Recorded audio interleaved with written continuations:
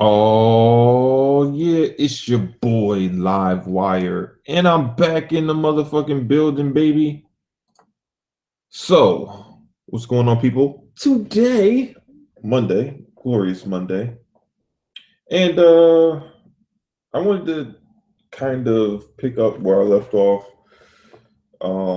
talking about a little bit of the Phil Spencer comments and obviously things of that nature, but kind of taking it from a different direction.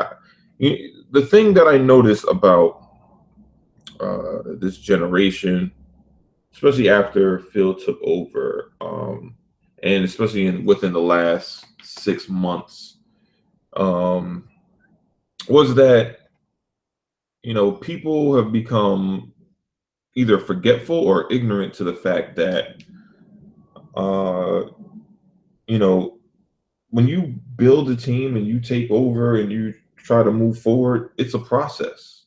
It's not a overnight success. It's not a quick thing. Um, and do my research here and there, looking at different things. I come across a few uh, individuals. One in particular, Steve Jobs, which is a real interesting guy. And the funny thing is, his the when he came back to Apple after being gone so long, um, like Phil Spencer, he had to do a lot of the same things that kind of transpired with Xbox. And the funny thing is, like watching this, basically, is a presentation at a developers conference, and he's basically taking Q&A from all these developers, and some are happy, some are upset. Very similar to the climate around Xbox right now. You have a lot of people that um at the start of the generation, I mean, well, not so much, well, at the start of the generation, they were pissed off at Microsoft, right? Because their device wasn't easy to program for. And then he also goes in kind of explaining, and, let me remind that Microsoft had its issues as far as its hardware, right?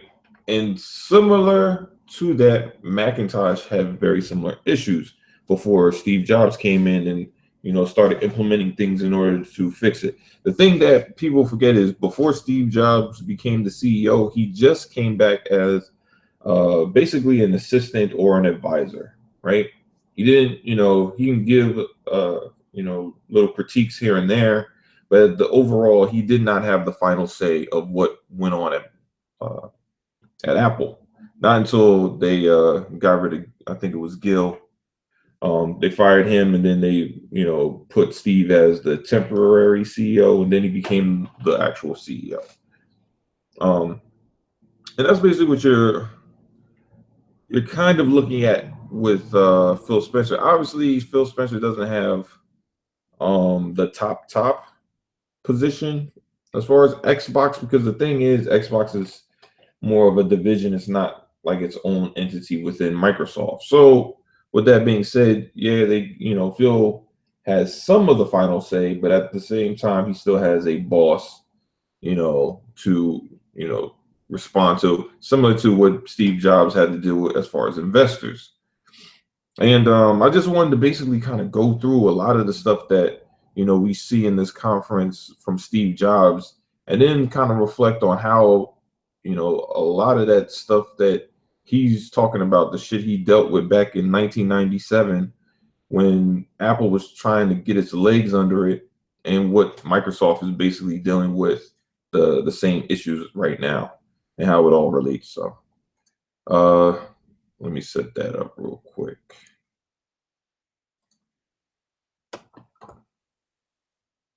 I will jump in here.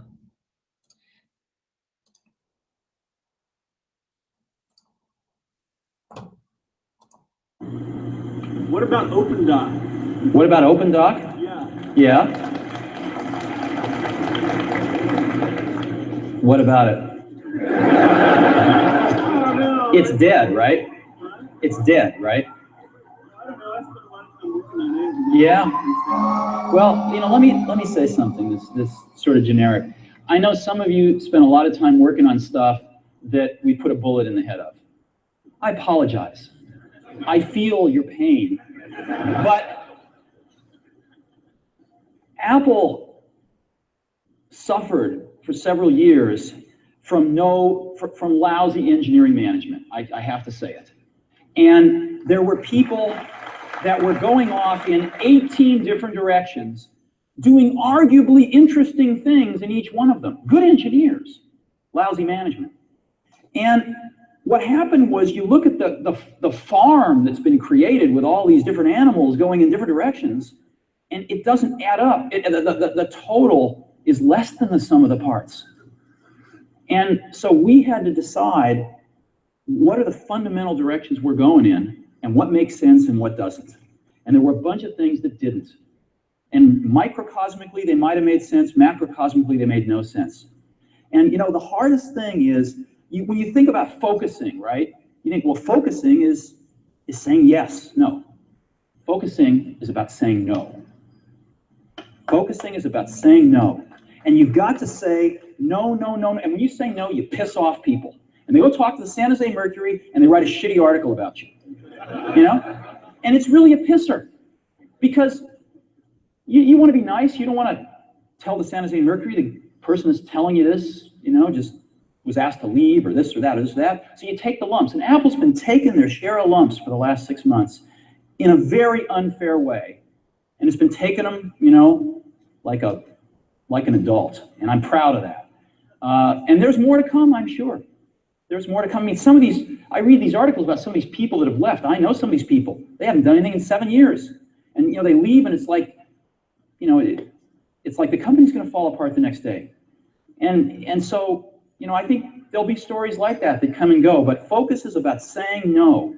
And the result of that focus is going to be some really great products where the total is much greater than the sum of the parts. Now, looking at this, does this not seem like we've seen, like we are living through this story? Like that's the crazy part of this. What Steve Jobs is talking about is basically what Microsoft just lived through. Like, the start of this generation, Microsoft wanted to, they had the Kinect, they had Xbox TV, they had all these apps and everything. They had all this shit going on, which is great. But the problem is, it had very little focus, right? That's the issue.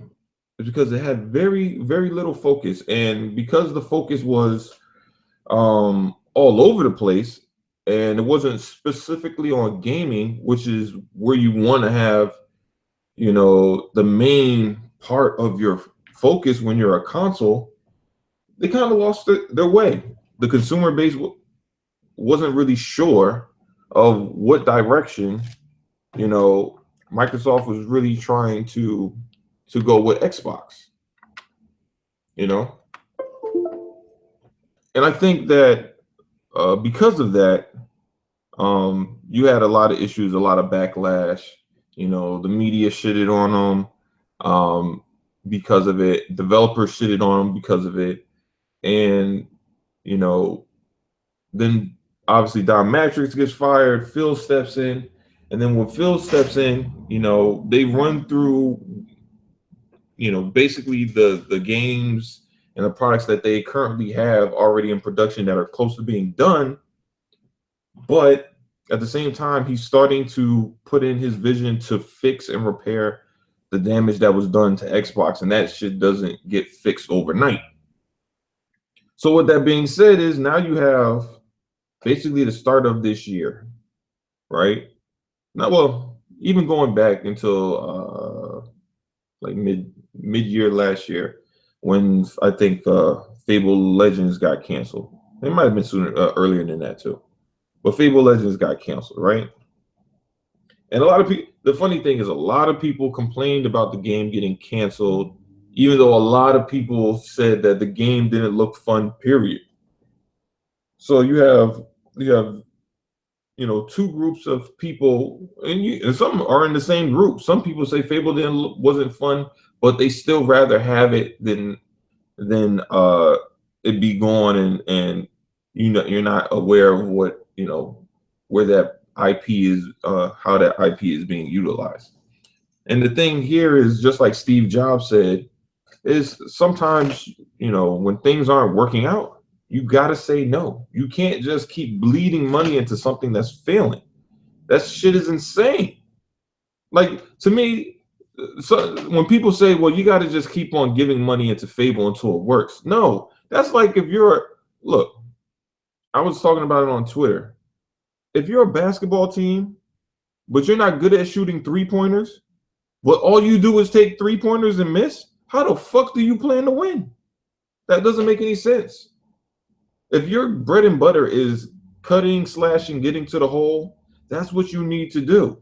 Now, you could take a 3 here and there, and that's all well and good, but what your main bread and butter is the inside game. And that's what you need to focus on. When the Detroit Pistons won the NBA championship, they were not 3-point shooting team. They were a mid-range team that stuck to what they did well, and nobody thought that team would beat the Lakers because you had Shaq and Kobe. Nobody thought that team would beat. They didn't have 3-point shooters like that, and they were a mid-range team, and they didn't think the defense would be able to hold up. And look what happened, because they stuck to doing what they did well. That's all Microsoft needs to do as far as getting Xbox back to where it needs to be. They need to focus on doing what Xbox does well, which is multiplayer. Not to say that you completely eradicate single player. No, of course not. But what you do is you make sure that you prioritize making your platform the best place to play multi. So that means you have to have the best. Well, obviously they already have the best network, but you have to have the largest quantity of multiplayer games, the best running multiplayer games. A lot of people are saying, oh, well, Xbox struggled because, they have no single player game. No, that's not the issue. The Xbox, one of the reasons why Xbox was struggling is because they didn't have any multiplayer games. Think about it. The only games that we have that are multiplayer are Halo, Gears, Forza. And at one point, it was Titanfall. That's really it. That's 3 games. And if they wanted to, and I think where they lost their way more so than anything is when they tried to start the generation plugging in what they didn't have on the 360. Like on 360, they didn't have an Uncharted, so they kind of went for the Tomb Raider deal. On 360, they didn't have God of War, so they went for the Rise deal. On 360, they didn't have anything like Infamous Second Son, so they went for the Insomniac deal. The problem is they didn't put enough of what Xbox is into those games. Rise would be great. I mean, was a good story game. It could have been better, yes. But the thing that hurt it most is because the multiplayer element wasn't fleshed out enough. I'm telling you, if Rise had a better, more in-depth multiplayer, that game would have had a lot longer shelf life. Same thing with Sunset Overdrive. If Sunset Overdrive, instead of just being a co-op where you were basically stuck in one area of the map, if they had opened co-op up, if they had also made it where it's PvP with Sunset Overdrive, again, that game would have had a lot more fanfare. Same thing that happened with Quantum Break. Another game that could have been opened up. Maybe, and understand the other thing is, I understand that every single player game can't be made into a multiplayer game. I get it. But one thing Xbox should have done, similar to what we saw with Resident Evil is when Quantum Break came out, it should have had DLC prep to release within 2 weeks after the game. Like, no longer a lot of these studios, other than maybe a Call of Duty, which has enough content in it to hold people over until the next one. But see, Resident Evil is a single player game, there's no multiplayer. So they knew to keep people invested in that game, they had to push out more DLC faster. They can't put out DLC for Resident Evil and then drop it like 3 months later. Like at that point, somebody might have traded their game in already. Like you don't do that. What you do is you launch a game, you already announced that you have DLC coming shortly, and then you move on from there. And that's another way that Microsoft could deal with their single player, you know. It's just to me it's just very interesting to see how the correlation between the two. And even with, you know, Apple dealing with the media, you know, they, you know, basically dealt with the same type of thing that Microsoft is dealing with Xbox and their relationship with the media, you know. I mean, it's slightly different because obviously it's a different era. It's more, you know, bashing from multiple angles, but still, you know, people weren't a fan of the media back then either. So, but let's move forward. And OpenDoc, I mean, I was for putting a bullet in the head of OpenDoc. A, I didn't think it was great technology, but B, it didn't fit. The rest of the world isn't going to use OpenDoc. And I think as a container strategy, there's some stuff in the Java space that's much better. And even the OpenDoc guys were basically trying to rewrite the whole thing in Java anyway, and which was a restart. So it didn't make sense. Yes, sir. Steve, what do we do about the press? I mean, the Wall Street Journal reporters get up in the morning, sell Apple short, and then go write stories about us. And it's clear that it's a perception versus reality problem. Yeah. They don't know shit about operating systems. They don't know anything about tools. They don't know what's going on in the future. They don't know that we're building icebergs, and you build them from the bottom up. Sure. You know, I'm sure that a lot of you have had this experience where you're changing, you're growing as a person, and people tend to treat you like you were 18 months ago. And it's really frustrating sometimes when you're growing up and you're becoming more capable and you've solved, you know, maybe you had some personality quirks you've kind of gotten over, whatever it may be. And people still treat you like you were a year to 18 months ago. It can be very frustrating. Well, it's the same with a company. It's the same with the press. The press is going to have a lag time. And the best thing that we can do about the press is to you know, embrace them, do the best we can to educate them about the strategy, but to keep our eye on the prize. And that is turning out some great products, communicating directly with our customers as best we can, getting the community of people that are going to make this stuff successful, like yourselves, in the loop so you know everything, and just marching forward, one foot in front of the other. And the press will take care of it. It's like the stock price. The press and the stock price will take care of themselves. By the end of this year, it's going to look quite different. And you know, when you get, I mean, I'm like an old man now in this industry, and I've seen the ups and downs. And when you see enough of them, you know that's going to happen. So when you get up in the morning and the press is selling Apple short, go out and buy some shares. You know, that's what I would do. That's what I have done.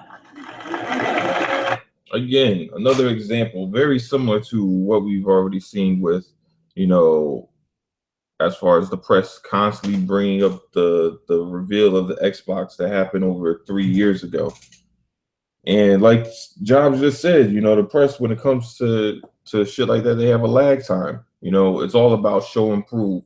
So even the fact that Microsoft is having, I don't even know if it's just doing, it's not that it's doing bad, it's just obviously it's not doing spectacular in comparison to the PlayStation or even the Nintendo right now, because obviously it just released the Switch and Zelda and Mario Kart.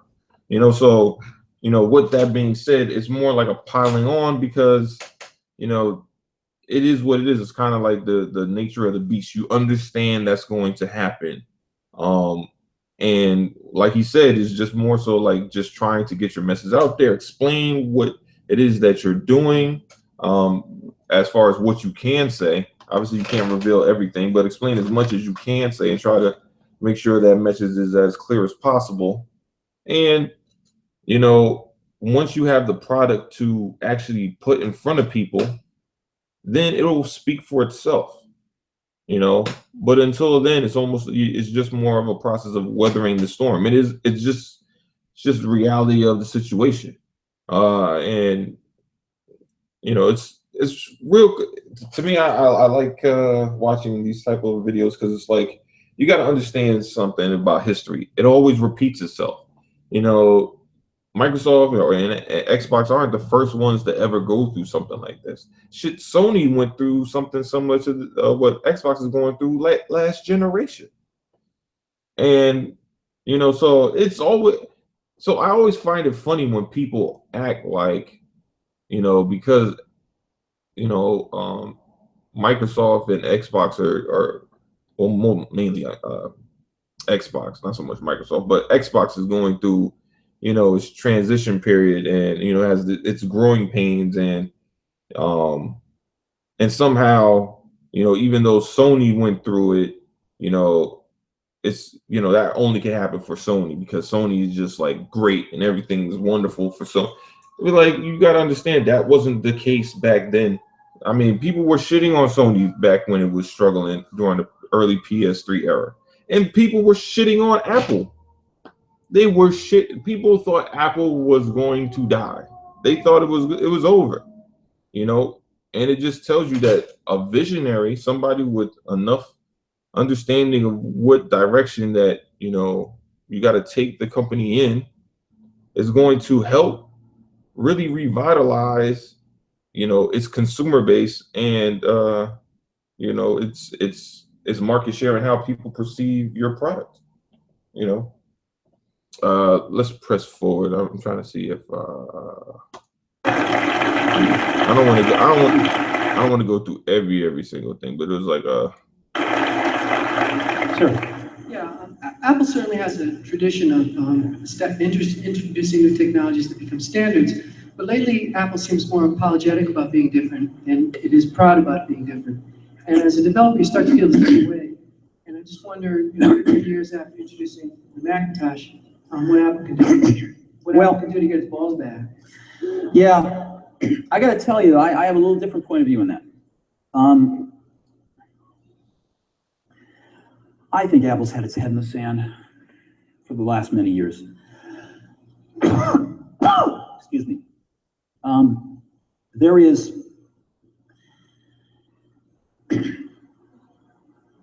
There has been so much that's happened in terms of network computing, as an example, that Apple's completely missed out on.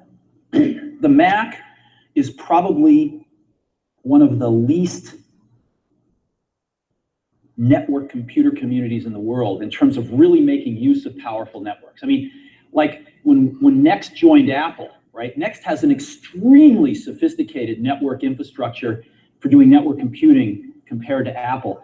And, you know, even now we struggle getting the Apple folks to understand it, because the Mac has been, because of all this proprietariness in every way, because of the attitude of arrogance that we can not only invent our own networking, but invent our own this and invent our own that and invent our own this. It's in its own little world, and the rest of the world with so much investments passed it by.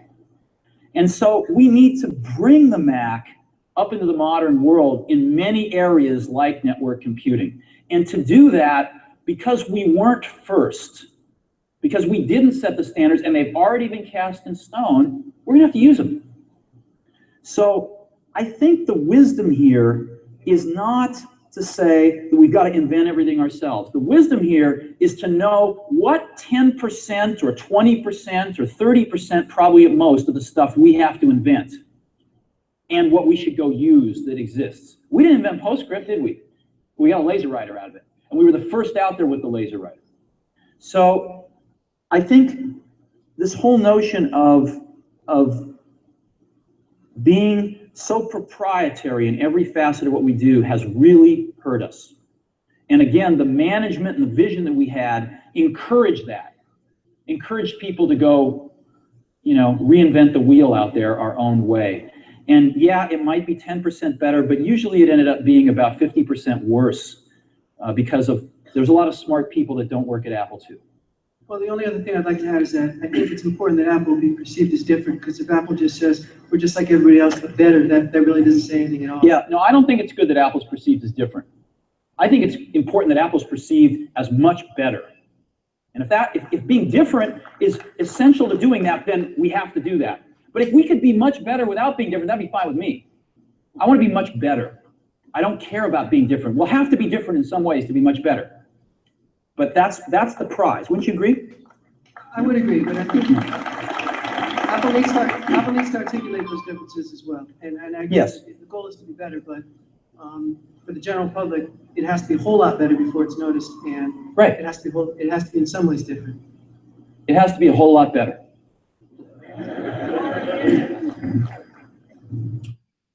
And that's where the Scorpio comes in.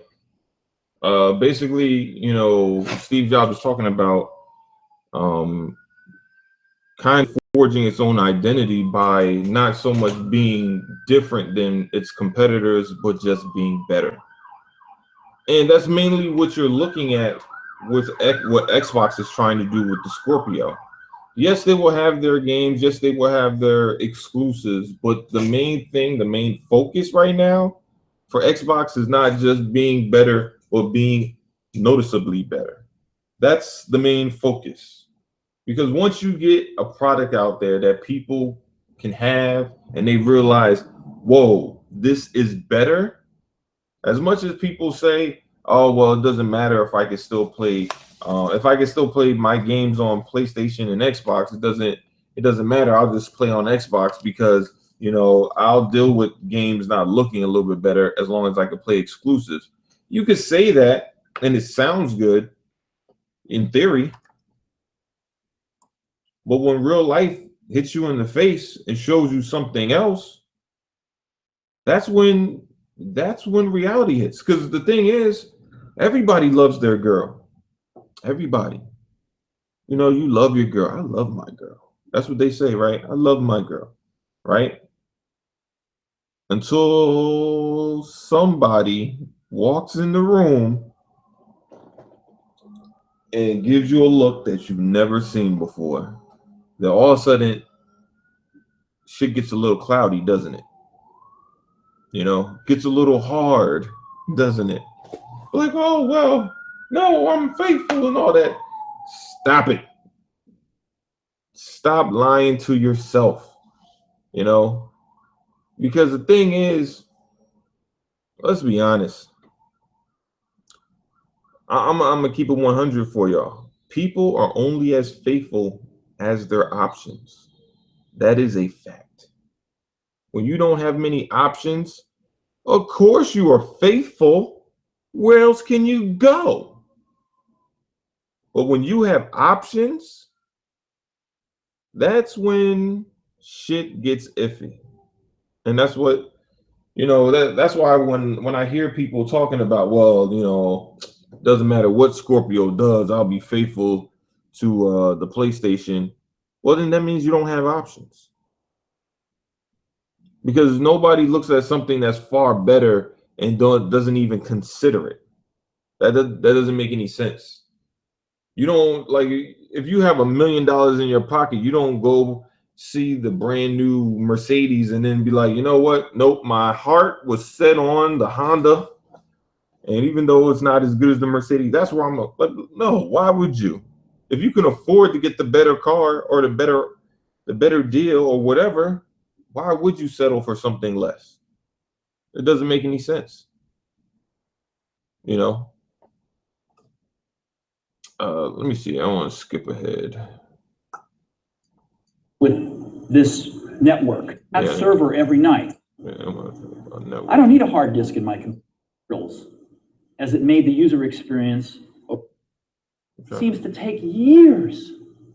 Plus, we control the disciplines to application I've ever seen in my life called concurrence. A million copies a year. That to me is the most exciting. Is to build an app you could not build on any other platform, because it's all about managing complexity, right? You're higher. Sir. You mentioned the stocks and how we can really look forward to that toward the end of the year. I'm wondering, can you make any comment whatsoever on Larry Ellison? Applications on them and telling our customers about both of those things. I think every good product that I've ever seen in this industry and pretty much anywhere is because a group of people cared deeply about making something wonderful that they and their friends wanted. You know, they wanted to use it themselves.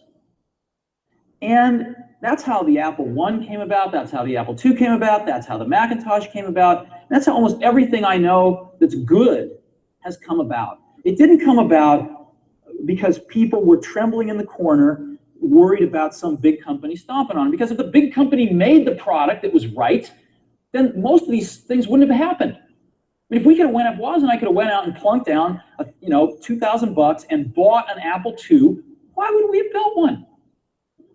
We weren't trying to start a company. We were trying to get a computer. So I'll tell you right now, I'll give you an example. I get about 200 email messages a day, sans all of the get rich quick ones from the internet. All right, he's gonna go into a spiel about emails and the difference between a couple of different providers. But the thing that I really like about his outlook on a lot of these topics, as far as his services, is really just providing passion projects like that. That's, to me, that's why the Scorpio was so important. That's what made it so great. Or what's making it so great is the fact that Microsoft and Xbox said, this is the "we heard you" console. They heard what we wanted. They're providing us what we wanted. And at the same time, you see how eager and excited they are about the actual product that they're going to deliver.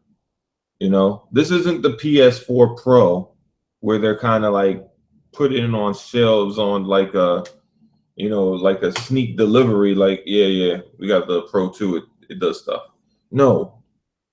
Xbox is coming out here and they're putting their flag in the sand and basically saying, look, this is what we have. We made it for you. We played ourselves. Phil Spencer has his Scorpio in his house right now playing that. Like it's a console that was made for gamers. And that's basically what he's saying. He's basically saying, look, we wanted at Apple, they wanted to make products that they're proud of. And, I think that's mainly what Microsoft has been doing. Even when people got on Phil for canceling Scalebound and canceling canceling Fable Legends, right? And Quantum and not Quantum, what's the name of that? Phantom Leap, or no, Phantom Dust, my bad. When he canceled that remaster, when those games weren't good, he looked at it and said, look, these aren't good products. They're not going to help us. It's not going to help us to just put shit out. Like, I don't understand why gamers feel that any game is better than no game. That makes no sense. Because guess what? The same people on the internet talking about Xbox has no games, the same people that shit on it for the titles that do get fairly well enough reviews, these same people are the ones that they looked at Scalebound, they looked at Phantom Dust, they looked at Fable Legends and said, man, these games look like shit. These games look like trash. I would never play this game. It looks corny, right? The game gets canceled, and then there are the same people that turn around and be like, well, Xbox has no games now. If I had what else am I going to play on my Xbox if I can't play Phantom Dust? If I can't play Scalebound? If I can't play Fable Legends? But you just said those games are garbage. You just said those games are terrible. And mind you, you said that before their release. Now, what if those games did drop and they came out with ratings of 50s and 60s? Or maybe not 50, I don't know. But say it was like they were all ratings of 60s or maybe low 70s, right? these people will all just say, "Well, did you play Phantom Dust? I didn't play that shit." But you just said Xbox has no games. You didn't play it. I mean, like, I don't want to play no shitty game. You know? Oh, you didn't play Fable Legends? I didn't play that shit. Like, so you're getting these people that are saying all this stuff about, oh, well, they don't have games and they canceled these games, but the games obviously were bad. There was something fundamentally wrong with them. They weren't worth the money that they were putting into them, and it doesn't make sense to keep putting money into a failing product. You don't do that. I mean, it just makes no sense to do.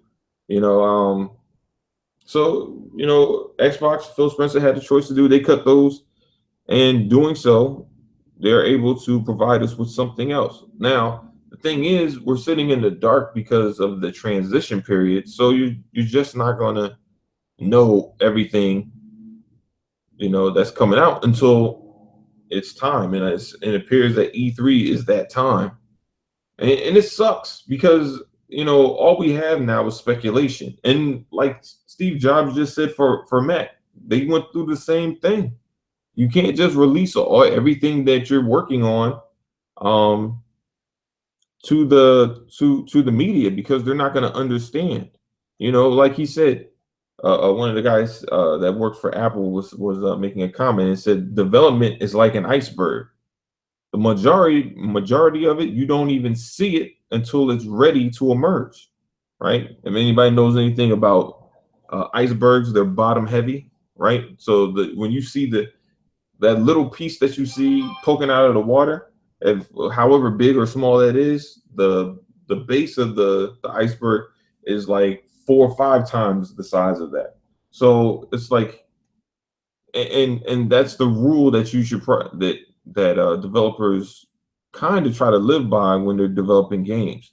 The vast majority of the game needs to have its foundation before it surfaces, and then you're like, all right, this game is coming out. Because the problem is when the base isn't formed underneath that iceberg, which is the development time, and you try to do it prematurely before the ice is really formed and you have a foundation, if something goes wrong, you're fucked. Because now you have a product that doesn't even barely exist. You know, and that's where the issue is. You know, certain games like a Halo or Gears, yeah, you could show that early with concepts if need be, because you know those games are always going to come out, right? But new IP, it's very hard to do that with new IP for the simple fact that the direction might change. It's not an established franchise. You don't know what could happen. The risk is way too high for you to just push out the names of new IP and then, you know, and not come to fruition. So there's one last part that I wanted to look at.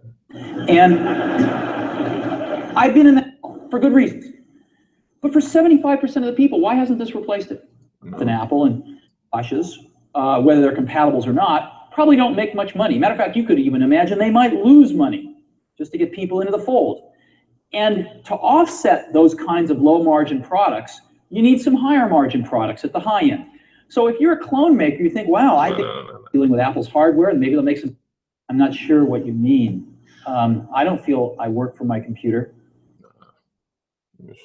And so along the way, if we can provide, well, let me go through your preamble a bit. I personally don't think Apple's completely turned it around. I mean, I think it's turning it around.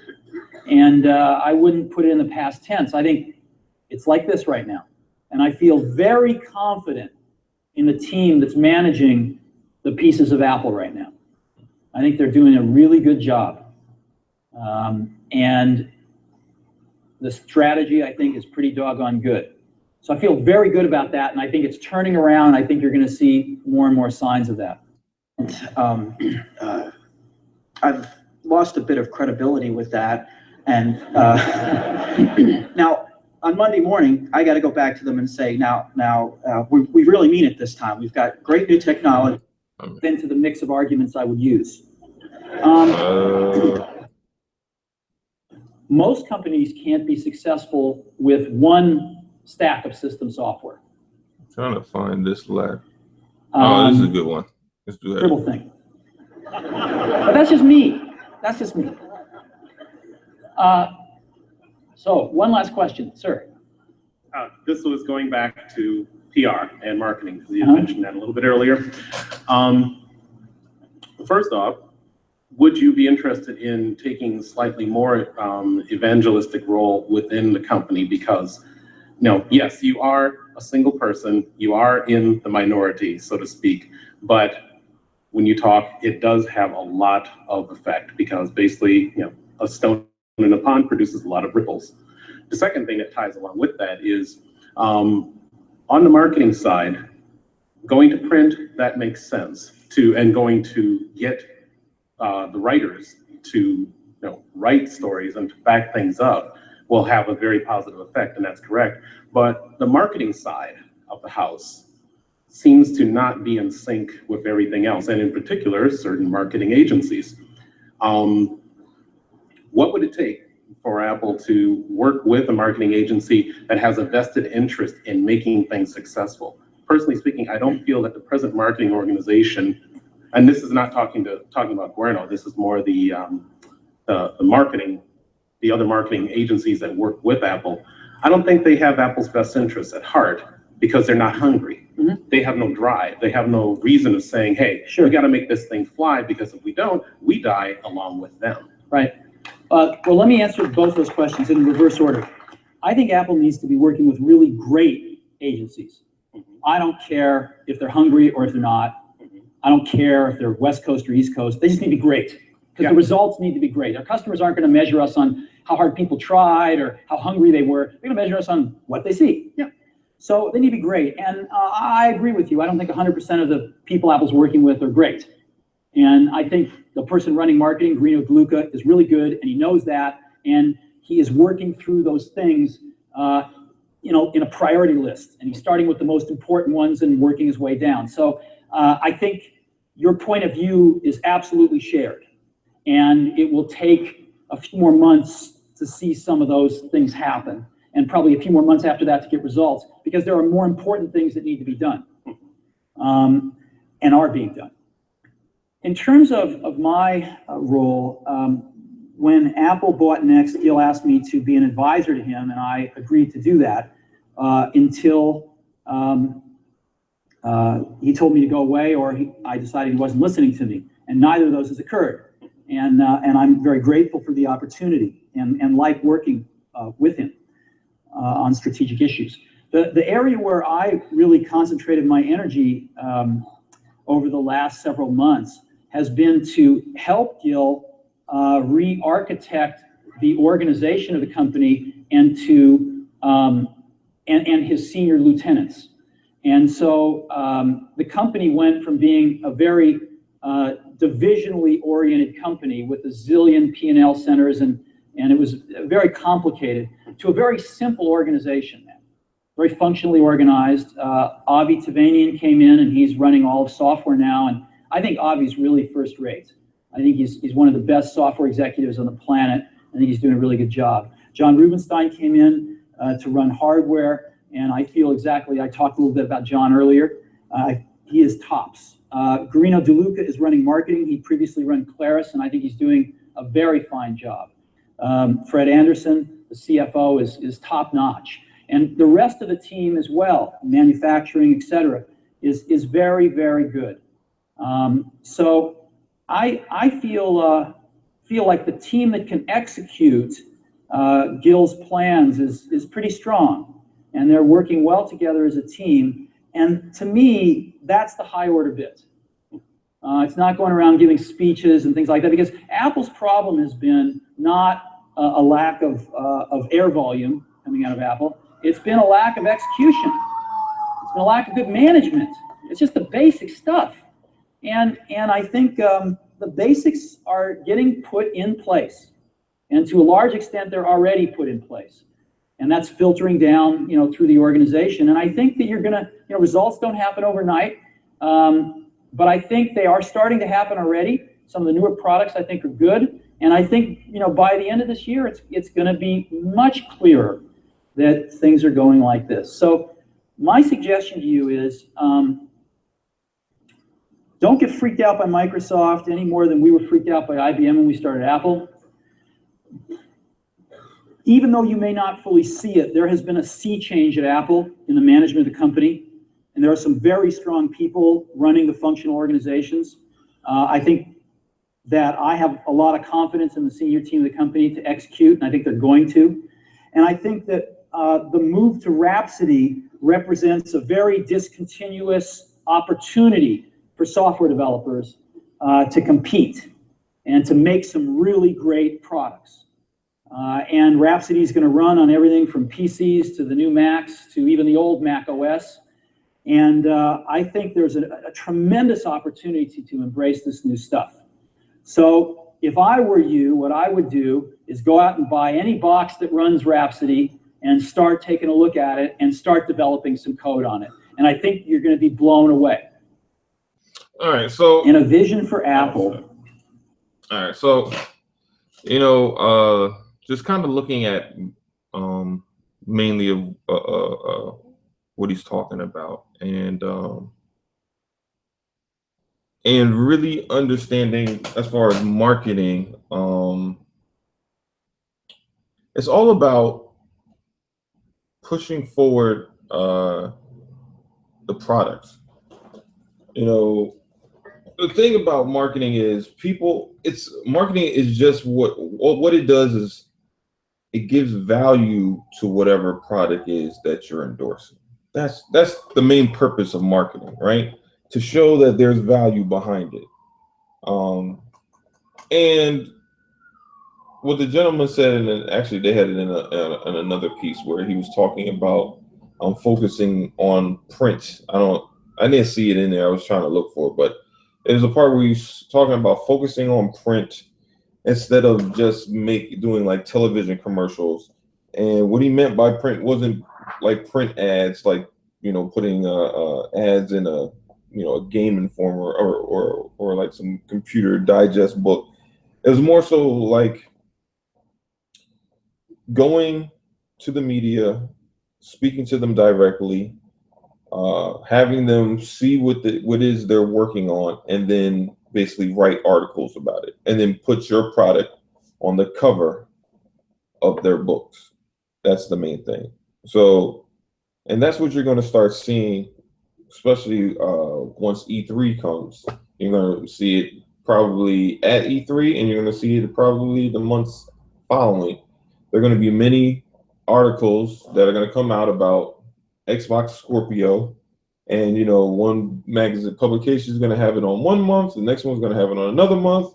Like it's going to be a trickle down effect, and that's how I could see Microsoft more so getting the word out about Scorpio and the fact that it's coming, because just doing commercials is one thing, but it's almost like you're trying to tell the story yourself, like saying how look, I'm so great. Whereas it's just better for them to show the product to the media and have them tell the public that this is a great product. And that's one of the things that he spoke about there. Let's see it. It started with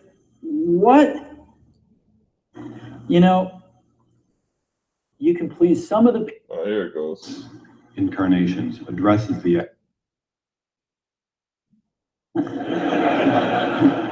It's sad and clear that on several counts you've discussed, you don't. Mr. Jobs, you're a bright and influential man. Here it comes. It's sad and clear that on several counts you've discussed, you don't know what you're talking about. I would like, for example, for you to express in clear terms how, say, Java in any of its This man looks like a serial killer. addresses the ideas embodied in OpenDoc. And when you're finished with that, perhaps you could tell us what you personally have been doing for the last 7 years.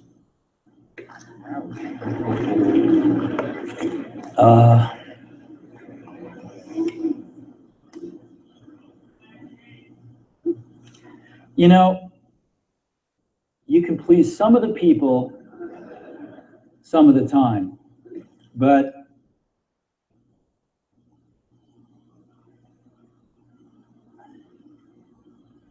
One of the hardest things when you're trying to affect change is that people like this gentleman are right in some areas. I'm sure that there are some things OpenDoc does, probably even more that I'm not familiar with, that nothing else out there does. And I'm sure that you can make some demos, maybe a small commercial app that demonstrates those things. The hardest thing is, how does that fit in to a cohesive, larger vision that's going to allow you to sell $8 billion, $10 billion of product a year? And one of the things I've always found is that you've got to start with the customer experience and work backwards to the technology. You can't start with the technology and try to figure out where you're going to try to sell it. And I've made this mistake probably more than anybody else in this room. And I've got the scar tissue to prove it. And I know that it's the case. And as we have tried to come up with a strategy and a vision for Apple, it started with what incredible benefits can we give to the customer? Where can we take the customer? Not starting with, let's sit down with the engineers and figure out what awesome technology we have, and then how are we going to market that? And I think that's the right path to take. I remember with the laser writer, we built the world's first small laser printers, and there was awesome technology in that box. We had the first Canon cheap laser printing engine in the world, in the United States here at Apple. We had a very wonderful printer controller that we designed. We had Adobe's PostScript software in there. We had AppleTalk in there. Just awesome technology in the box. And I remember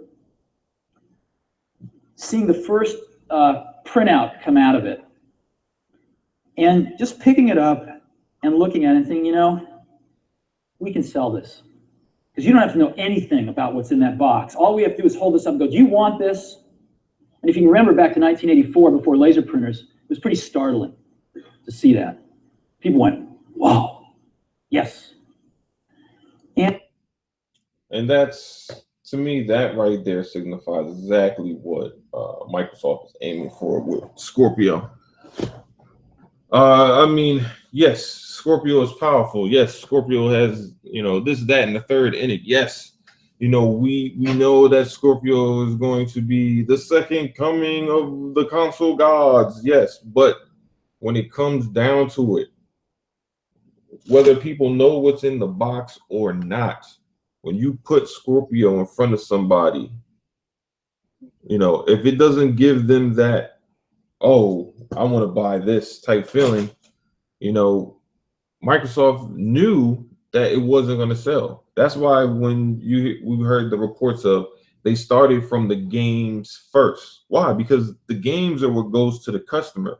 It didn't make sense for Microsoft to go off and, at least probably them looking at it is like, all right, it doesn't make sense for us to go forward, grab new technology, make this big grand thing, and have this thing that's super duper duper duper duper powerful. Even though Scorpio is powerful, the way they did power is something that was just made more sense as far as the games that they provide, not so much just doing power for the sake of having power.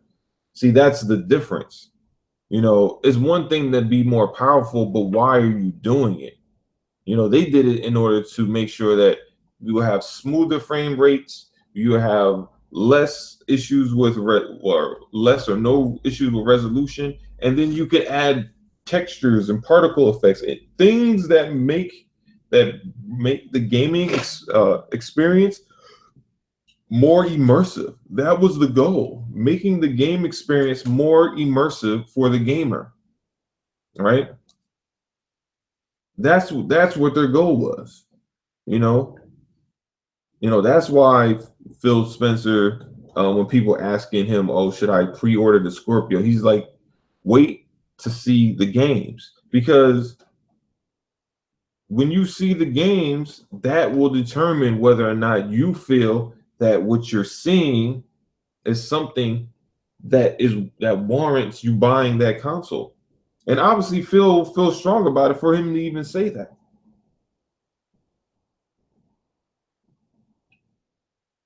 See, the thing is, I spoke about this on, I think it was GRG, and I was saying how if I had a friend, right, and I was going to introduce him to a girl, and he was like, well, what does she look like? If she's bad, I'm like, yo, she's a bad chick. I don't have to tell him that she's bad. I'll just be like, look, man, don't worry about it. Just meet her. I'm like, wait, hold up. What she look like? I don't want to mess with no ugly. I'm like, listen, man, listen. Don't worry about it. Just meet her. You know, when you have confidence to that degree where you're like, it doesn't matter, you know, what his trepidations are. When he sees this chick, he's going to be, and that's the whole thing behind the thing with Scorpio. It's like, it doesn't matter what your trepidations are as far as the game. When you see what we have for you, you will be mesmerized. And that's you know what Xbox is aiming for, bringing the ultimate console experience to the gamers. That's what it is. I mean, their whole, they basically taken this Apple approach, and they've just utilized it in a way that fits their product. That's what they're doing. They realize that this happens to a lot of companies though. So it's not like, all companies go through these periods where, they try different things and they take risk, and, sometimes it works, sometimes it doesn't. And it's usually happens when people, see another company becoming successful from providing a service, and they want to be able to provide that service and profit from that success as well. Which is why you see when Sony, all right, and Sony is guilty of doing this a lot. So when Nintendo was extremely successful with handheld sales, Sony wanted to jump in and do the same thing. They made the PSP, which was it sold well enough. It wasn't great, but it wasn't bad. It sold all right. And then obviously the Vita, then they had the PSP. It was like a slim or some shit. It was like a little mini. That didn't do so well. And obviously they had to do a lot of adjustments with the PSP because a lot of people were just basically bootlegging games for that thing. And then they made the Vita, but the Vita was so expensive for what. It was a good product. Obviously, it was worth what they asked for, but it was so expensive that a lot of people just didn't even bother because they just felt it was just too expensive to pay for a handheld. It didn't matter how great it was just too expensive. And so Sony failed with that. They failed with the initial moves when they tried to do the copy the Nintendo thing. They tried, and they probably had the best, because if you think about it, the PS3 had the best looking motion games as far as in my opinion. They looked physically the best, right? Because it was the strongest hardware out there at that time. The problem is that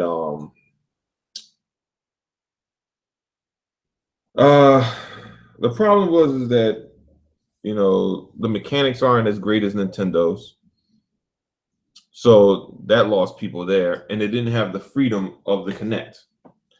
The Kinect, a lot of people that bought it felt it was far enough away from the Nintendo Wii to kind of be its own thing. For the most part, not necessarily. It like the dance games. I mean, obviously, people like the dance games on the Wii and the Kinect. Those were like the most popular, and the sports games. Um, but you know, Sony just struggled with that aspect. And then the other thing they struggled with was the type of games they were making. For the same thing that happened to Microsoft at the beginning of this gen, you know, making a lot of these single player games that didn't sell well at all. Sony struggled with the same thing, making a lot of multiplayer games that didn't sell well at all. You know, because you got to remember, 360 came out. Well, Microsoft was making a shit ton of money off of just Halo. That basically kept, you know, that console afloat with the OG. And then, you know, Gears of War came out, and then it exploded again on the scene with another big multiplayer game. And then they had Halo 3, and that was like humongous, you know, and Sony was like, well, fuck that. We want to get into this multiplayer space too. You know, but similar to Microsoft, multiplayer isn't PlayStation's strong suit. It's single player. You know, so you basically got these people that don't do multiplayer experiences, who mainly do single player experiences, trying to get them to build a multiplayer experience on, you know, networks that really weren't good enough to support it. And that's, you know, that's one of the biggest problems that came with PlayStation and its multiplayer. It's not even so much that the games were necessarily bad. It was just the networks that they were trying to, you know, have these games on weren't the strongest. I mean, PSN was a shitty network on for PS3. It wasn't good. So, you know, so with Xbox, I mean, you're looking at a situation where, you know, this generation has very much mimicked Apple's generation back in the 90s. And, you know, you're seeing, we're hoping to see the fruits of Phil Spencer's labor, similar to Steve Jobs back when he came back to Apple in 97. You know, the progression from the past to, you know, the future. You know, there's nothing wrong with when Steve Jobs came back, he basically cemented that, look, Apple's going to go back to doing what Apple does, and that's make great products, right? But making great products in PC. That's where they're focusing on. And then once you have a handle on that, that's when you go and you start branching out and looking for things that you can innovate. You know, the problem was Microsoft tried to innovate before they really had a grasp on what they did well in the first place. And that's partially because, similar to what Steve Jobs said, when you have bad management, things like that happen. And Don Matrick's focus wasn't on building you know, building these games for the platform. It was more so making the platform a service for other providers. And that's all well and good, but the problem was when they built the 360, they didn't make it better than the previous one. And I think it's partially because the 360 wasn't the most powerful console that generation. It was the PS3.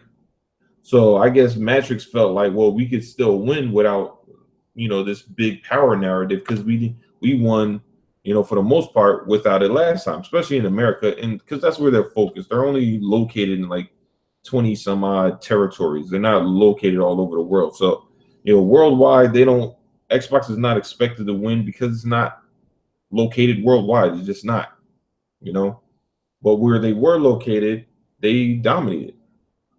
And, you know, so a bit of arrogance was there, and, you know, they had to take their lumps and, you know, go through it. But, you know, a good thing is that, you know, they go through these experiences, they make their pitfalls, they make their mistakes. But the thing is, they make their mistakes not to make mistakes again. That's all you could really ask of Microsoft to do is, you know, you go through this, things happen, and then you make your mistakes, but not to happen have them happen again, you know. And the only thing is like, I'm trying to think of the game. With the game scenario, it'll be interesting to see what kind of games we get. I want to know more about what they're going to do with Game Pass. That's, to me, that's going to be very interesting to see how they sell it. As far as the people who already buy everything, you know, like Game Pass to me it's not going to be worth much if I just buy all the games anyway. But if you're talking about if I get Game Pass, I get games at a discount, and I get games that are free day and date with other games. It might not be expensive games. Say if maybe like $10 games or something like that. To Xbox, that's relevant because it's like, all right, if all these or not all of them, but like if a couple of indies that are like $10 or around 10 to 15 bucks coming to Game Pass free, even if people only like pick up Game Pass for the month, beat that game, and then don't pick it up again, it's not gonna hurt them as far as bottom line because they're still getting that $10. But if you're talking about a $60 game that you put in Game Pass day and date, and people are buying it for, you know, just getting the Game Pass for a month, you know, paying $10 playing that game, and then yes, that wouldn't work, you know. But let me see. I'm gonna see what y'all are writing in the chat before I move on. Other Zinc, what's going on? Yeah, he said Forza Motorsport 7, 4K 60 frames per second locked, HDR. Yeah, I can see that. I do not doubt it. Who's next? What's up? We got Cyrus up in here. What's up? What's up, man? DJ Sing, what's going on? What's going on? Halo Storm, I see you. I see you.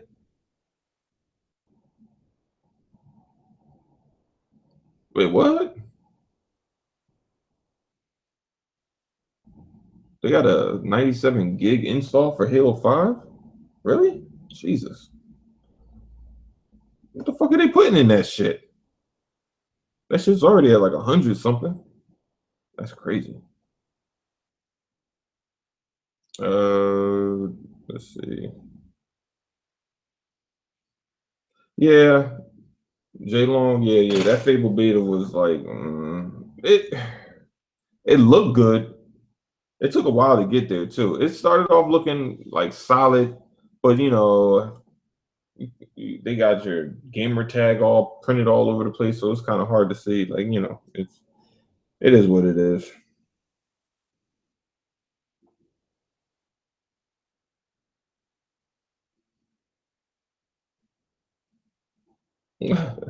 Other thing says Microsoft has a stupid people problem.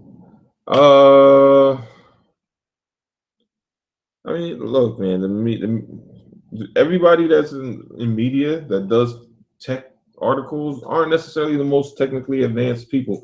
I mean, it just, you know, that's why you kind of like have to have people explain it. Like, to me, Microsoft's biggest issue this generation, more so than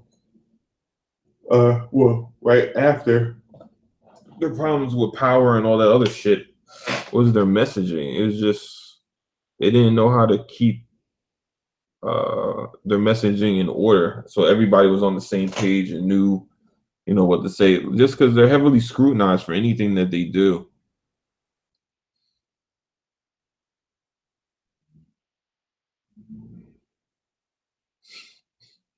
Other Zinc says Halo, Gears, and Forza are fantastic single player games.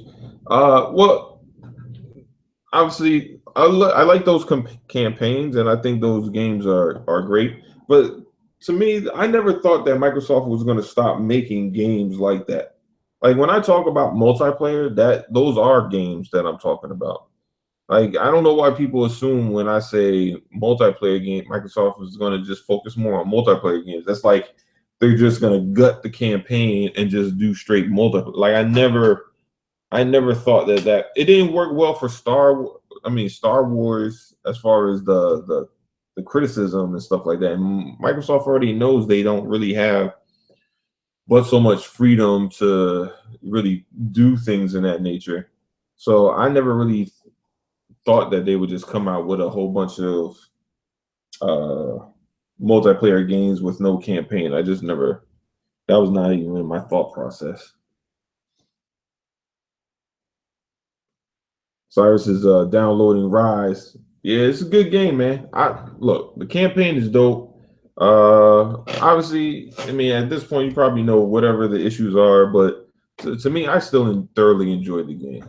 Is that like, to me, the game is fun through the first playthrough. Maybe it gets a little bit boring when you try to go back because there's not that much to upgrade. But through a first playthrough, it's solid.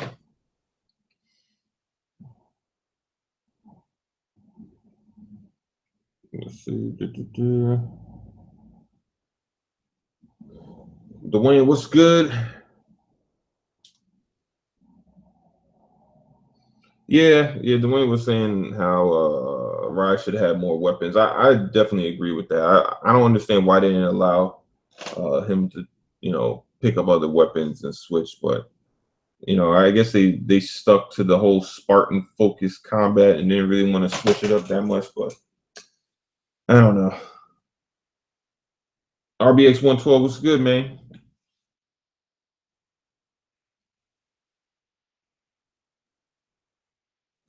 Let's see. Let's see if I have anything up in here.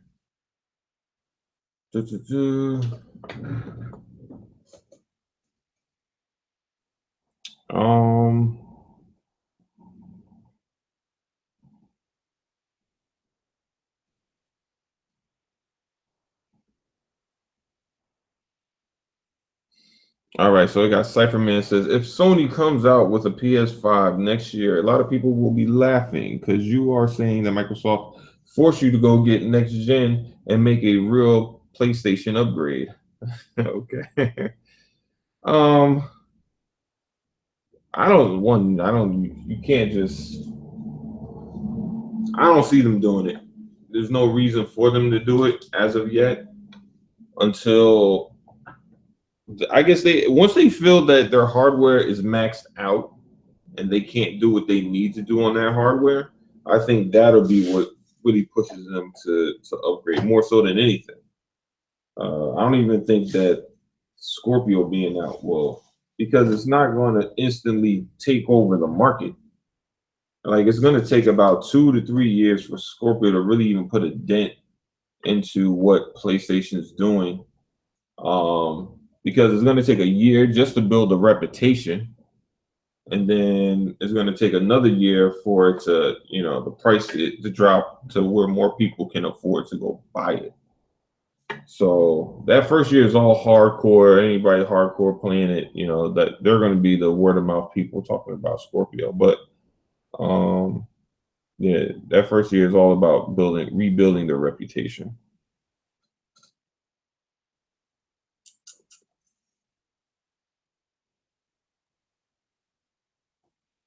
Let's see. Oh man. Well, we got Dark Rain up in here.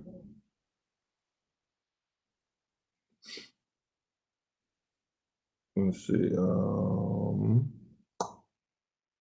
Yeah, so what I wanted to finish off in saying is it's going to be interesting to see how Microsoft basically markets the Xbox Scorpio. Obviously, what we're hearing right now is they're going to market it as the most powerful console or the console that plays your multiplats the best, which is cool. But what I would say is they have to figure out a way to just show people the games. To me, that's their biggest hurdle, is like putting the console in front of people saying, do you want this?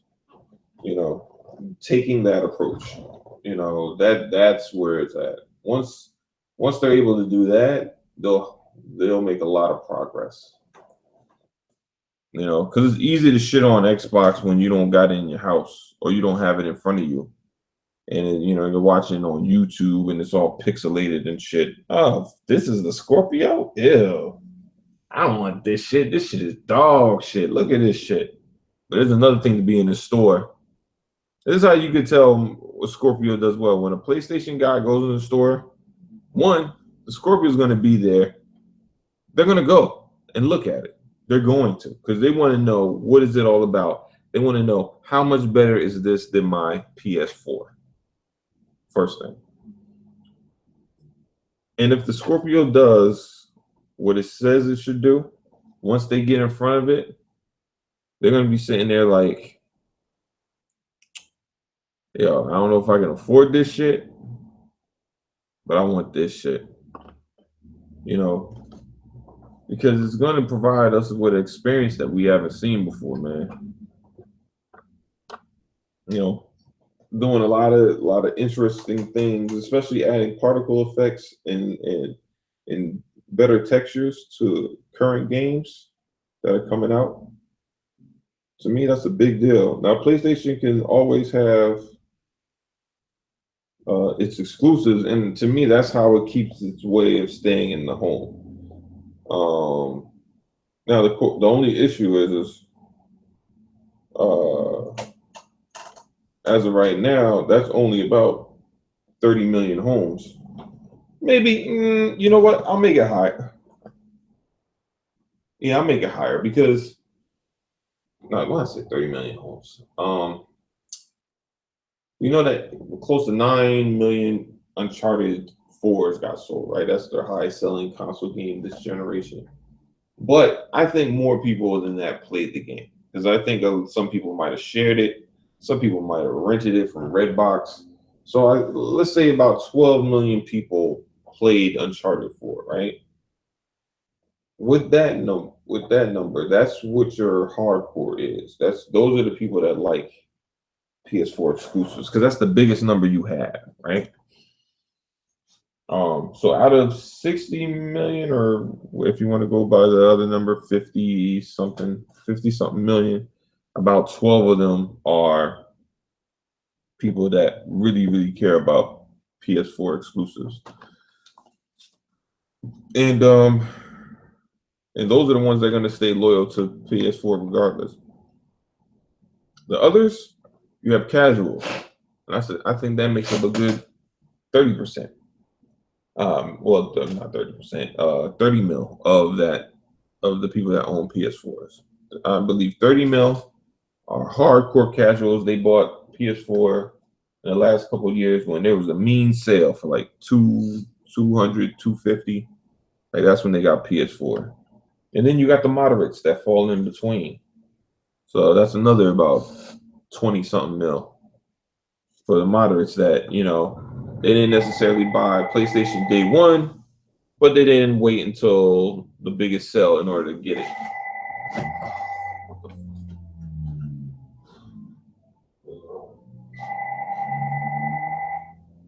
Hello? Oh, Jesus. Jesus! It's always some bullshit. Fucking home security, fuck out of here. I don't need that shit.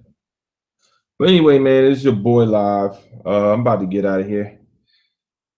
And man, it was a good one, man. It was a good one. Hope you enjoyed. Hope I give a little clarity, seeing what I was seeing as far as the comparisons between Microsoft and Apple, and how they both basically, had to navigate some tumultuous waters that were a little rough for each one of them, both Apple then, Microsoft currently. But yeah, I can't wait. I can't wait to see E3 and see how the beginning of Microsoft's push towards a new horizon starts. So that's what's going to be cool. I'll probably be on, I might even live stream. I might beam in a little bit, beam a Little Nightmare, because I just got that game last night. I was going to play it early, but I was tired as fuck. No, I might still take a nap first. I'm tired as fuck. Gotta take me like 15-minute nap. That might be in that shit before doing some other shit. But all right, cool. This is your boy Live, and I'm out this bitch, baby. Peace.